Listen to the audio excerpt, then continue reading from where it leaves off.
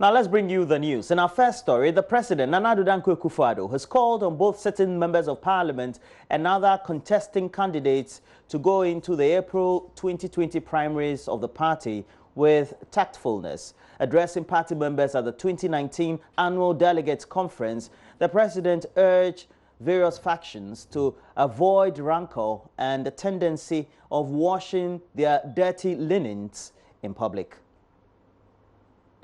It is extremely important that this process goes on in a sensible, peaceful, and serene manner. The whole country will be looking at us. We are the party in government. And we shouldn't go and do this exercise with a lot of biting, backbiting, and fighting and unnecessary. It is the victory of the party that matters. It is not the victory of any individual. It is the victory of the party that matters. And I want all of us to bear that in mind. Without the victory of the party, we wouldn't be sitting here like what we're sitting here today. And we all should remember that the party is bigger than each and every single one of us, including myself. This party is over 70 years old. It's over 70 years old, and we've been through a lot. We went through the difficulties of the First Republic. We've been through the various coups d'etats that have come out, but each time we have come out stronger. And today, we are as strong as we have ever been in our history. So we have a responsibility. We have a responsibility. And the responsibility is that the transformation of Ghana that the people of Ghana are looking for cannot take place without the MPP in office. Our party is the only party capable of engineering and masterminding the transformation of Ghana to a prosperous and forward-looking country and economy. The MPP is the only party in our present situation that can do that. The President also said it will be a grievous mistake if the Ghanaian people brought back former President John Dramani Mahama and the NDC in 2020 in the main election. The President has asked for 4 more years to complete policies he has so far started. He was speaking at the Annual Delegate Conference at the Trade Fair Center right here in Accra. Our enemy, not enemy, but our opponent, our competitor, is the National Democratic Congress. The party under its flag bearer that is seeking to return to Ghana, to power in Ghana. The question that the people of Ghana are going to ask in 2020 is, what are they coming back to do? What are they coming back to do? What is the program? What is the program of the National Democratic Congress under the leadership of John Dramani Mahama? What was the program? What is the record that they're coming to defend in 2020? 3.6% rate of growth, negative growth in agriculture, negative growth in industry, high inflation, high deficits, IMF program. Is that what they're going to come and defend in 2020 and bring themselves to power? That program, the Ghanaian people have already rejected that program. And there's no other program in its place. So we have a responsibility to stay together. To stay together. And with that, I am very, very confident, by the grace of the Almighty, that on the 7th, 8th of December, 2020, we're going to hear once again good news in Ghana here. The Electoral Commission will declare a victory for the MPP presidential candidate and for the New Patriotic Party in the elections that are coming forward in the year 2020. May God bless you all. Onward to victory. Onward to victory. 4 more for Nana. 4 more for Nana. 4 more for Nana. Meanwhile, the Vice President, Dr. Mahamudu Bawumia, has defended the performance of the cedi against other major international trading currencies, saying data so far shows a slower depreciation compared to trends under the administration of former President John Dramani Mahama. The cedi is currently trading at some 5.73 Ghana cedis to the dollar, recording its worst half-year performance since 2015, following a depreciation of some 8.2%. But Dr. Mahamudu Bawumia says the administration is working to fulfill all of its promises, including stabilizing the Ghana cedi. He told the people of Ghana that we are going to do three broad things. We are going to stabilize the economy, we are going to reduce the suffering of our people, and we are going to transform this economy into a modern, prosperous economy. This was our contract with the people of Ghana. Ladies and gentlemen, what a difference 3 years of good, effective leadership can make in a country. Because after 3 years in office, just 3 years, we can say without any shadow of a doubt that we have fulfilled at least 72% of the promises that we made to the people of Ghana. We have, and listen carefully, because some people didn't listen carefully. We have either delivered completely or we are delivering on 72%. And we are going to put the data out so that everybody will go promise by promise and see whether we are delivering or we have delivered. We'll put the data out. Because we have done the work, we have the data, so we'll put it out and we will see when you count the amount of promises we have delivered or are delivering, we would have chalked at least 72%. That is remarkable for any government in its first term of office. Very remarkable. And thank you, Mr. President, for your leadership in this matter. Kukuru. So, how I said we are going to stabilize the economy, reduce suffering, and transform the economy. So how have we done this? Ladies and gentlemen, we have restored economic growth to this country. Ghana today is one of the fastest growing economies in the world for 2 years in a row. Agricultural growth is increasing 8.4%. Industry growth has moved from negative to positive. Inflation is on the decline, about half what it was when we came into office. Interest rates are on the decline, and exchange rate depreciation has been tamed.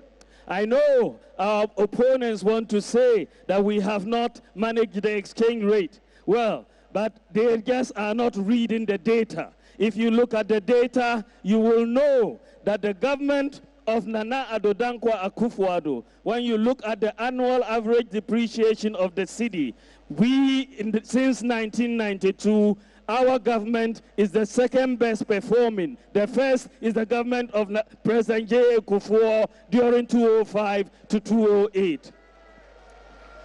So we have seen an average annual depreciation of our currency of 8.7%. When NDC was in power between 2013 and 2016, average annual depreciation was 18%. We had 8.7, you have 18%, and you are telling us we cannot manage it well. You must be joking. You must be joking.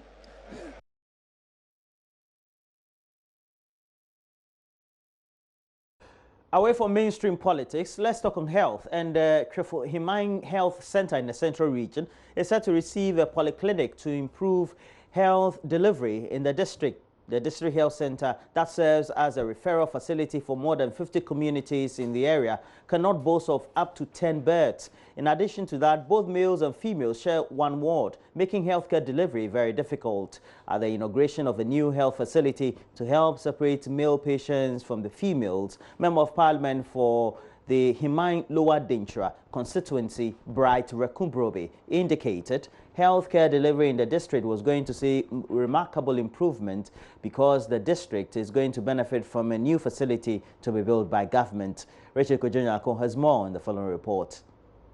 The Twifo Himan Lower Dintra district was carved out of the Twifo Etimukwa district about 6 years ago. The district lies between the Cape Coast metropolis and the district it was carved out of, but access to healthcare remains one of the major challenges. The district health facility cannot boast of up to 10 beds. Worst of it all, males and females shared one ward, making many patients uncomfortable. MP for Twifo Himan Lower Dintra, Bright Rekumbrobe, says the situation was a blot on healthcare delivery. He says he had to pull resources together to construct a new health facility to enable the hospital separate males from females. Last year, Busumi was in August, and MPP party Ekoshiaye.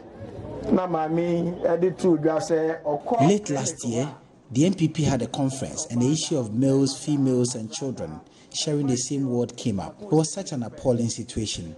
I thus had to mobilize resources to deal with the challenge. Dr. Bafwewa, Oni Minister, Mahawon Papa. Esan say, Gumedie Ebebasu Nano. The MP further disclosed the district was going to benefit from a polyclinic that would help improve healthcare delivery. Projects biaba Himan Lower Dintra idi akodaso polyclinic nanche ebenyabi.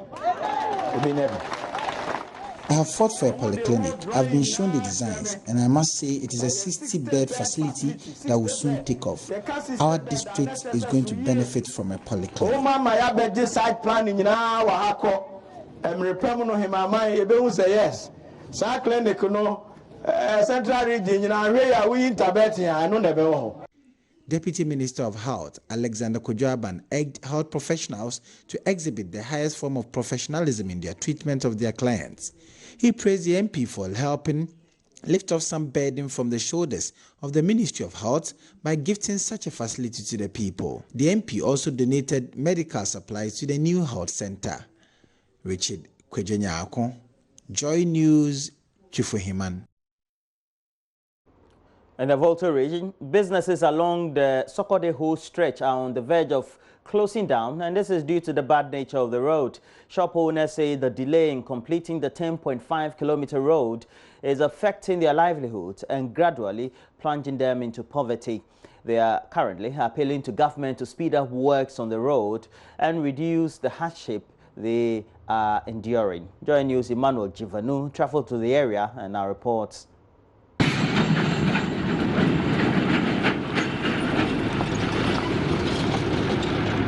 This is the whole Sakura-Bogame road in the Volta region. Along this stretch holds the livelihoods of hundreds of residents. Mr. and Mrs. Ado ply their trade side by side on this stretch. The couple who operate spare parts and grocery shops continue to endure the brunt of terrible roads.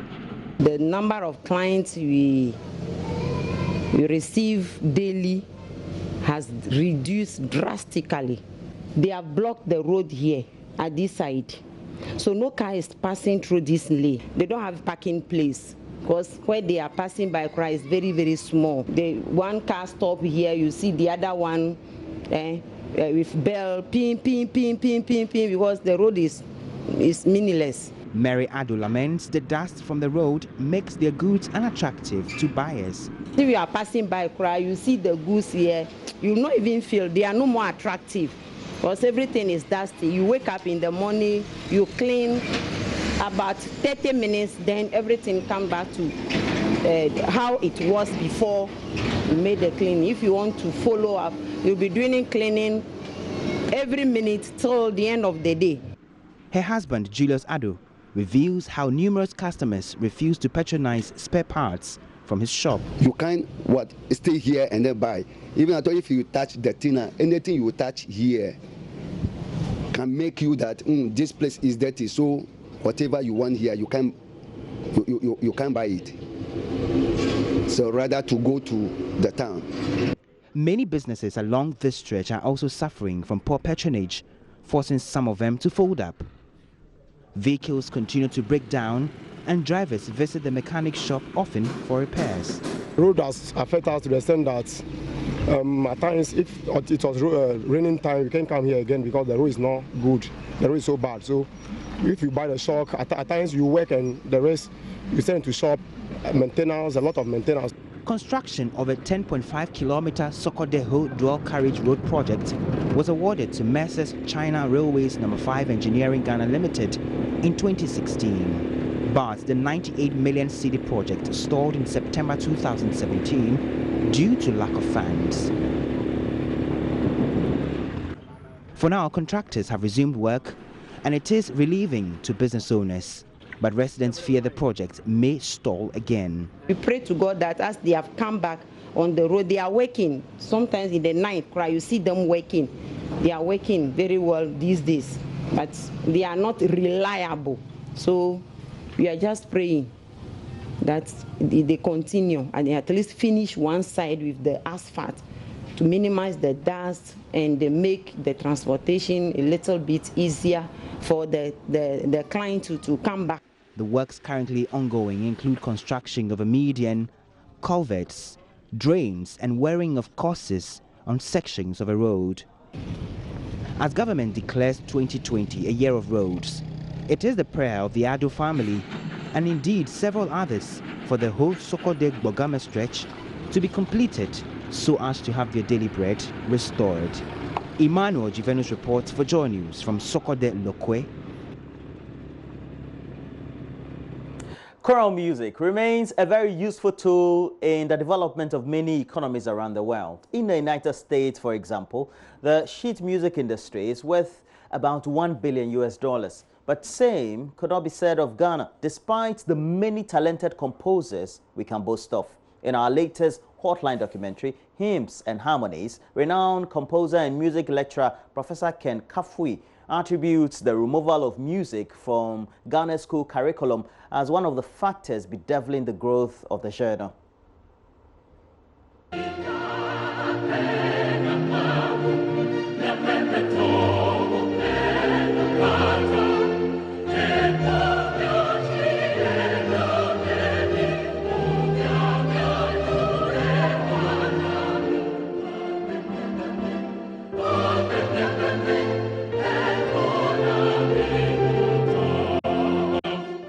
Arguably, his most popular composition, Midakpe Namawu, was first performed at the Achimota School where he was a music teacher.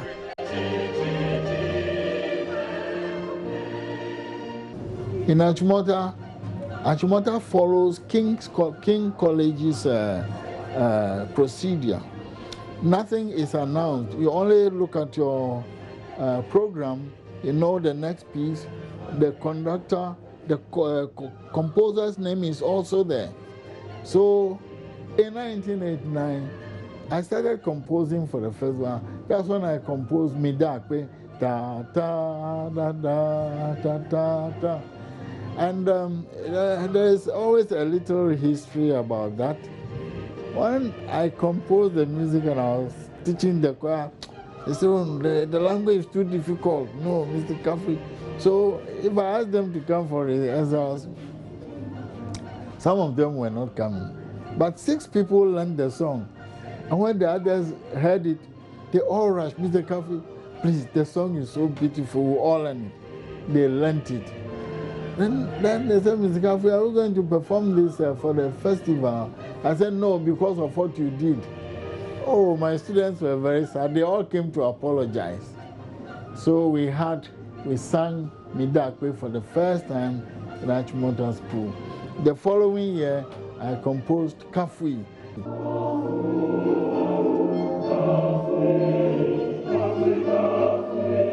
Some time ago, in the, I think, in the 80s, late 80s, when the SSS program started, they stopped music. It was no more compulsory. It was just an elective. even up to now. So that there are a lot of talents people who have the talent of music, yet they have to go and study science or something else. So that is number one. The appreciation also came down because schools were not studying music. Now, number two is that government doesn't see any economic importance of music in Ghana, whereas a lot of countries make money from music. And then the other thing is that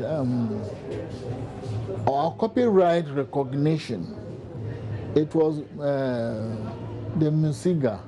I think they did their best, but it should have been the country should have protected our works, but it became an individual kind of thing.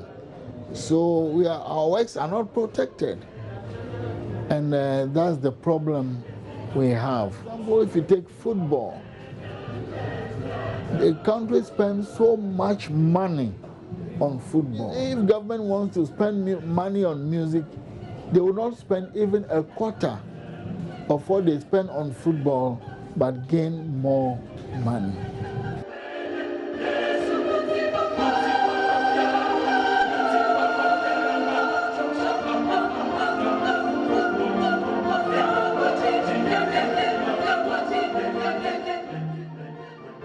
And that's it for the news. But we have more news. We have a couple of the newspapers in the studio, so we'll take a look at them. Most of them being headlines dominated by the MPP National Conference that was convened at the Trade Fair site right here in Accra on Sunday. Please stay with us. We'll be here with the latest.